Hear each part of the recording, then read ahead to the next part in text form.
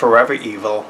It's by Geoff Johns doing the writing and David Finch doing the art of the main books, none of the spin-offs. Basically and essentially, the JLA, Superman, Wonder Woman, etc., they are sidelined and out of the picture and out of Earth. They cannot do anything. They're eliminated.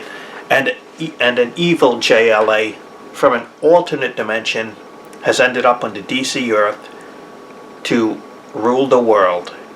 And they're vicious and they're mean. And this version of Superman called Ultraman is a huge bad guy and the leader. And their intention is basically to take over the world and crush anyone in their path. Lex Luthor, will he save the day?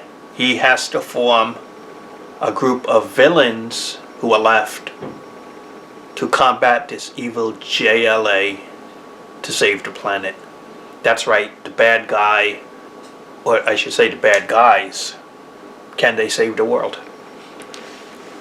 It's an interesting premise, and it's not really something I've seen at Marvel so far like this.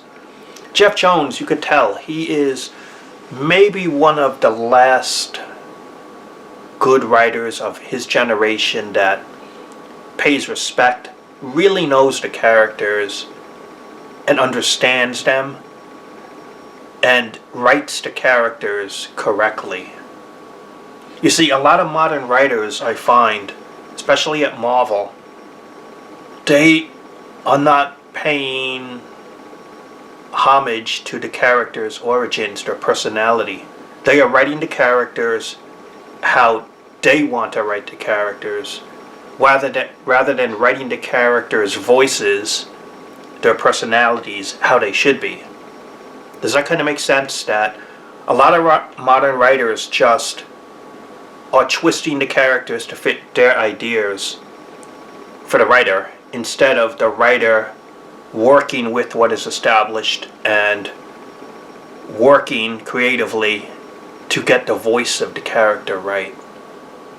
And there's not many of those writers who do that anymore, especially in the new generation, where I read a lot of Marvel comics that, or I used to read, that they don't feel or think or act like they did in the 60s, in the 70s, in the 80s, even in the 90s. They are written by people who don't understand the character, truly. And that is a shame, but that is how many writers are for Marvel and DC. And Geoff Johns is one of the old guard I see that is still popular, still mainstream, that really gets the characters, how they think.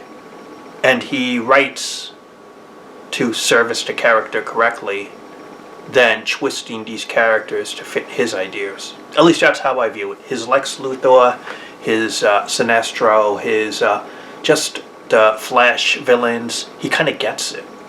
And the David Finch art is spectacular. He does all the issues, and it was pretty much a joy to see, because it's really good, his style. He has that 1990s style to him, dynamic, etc.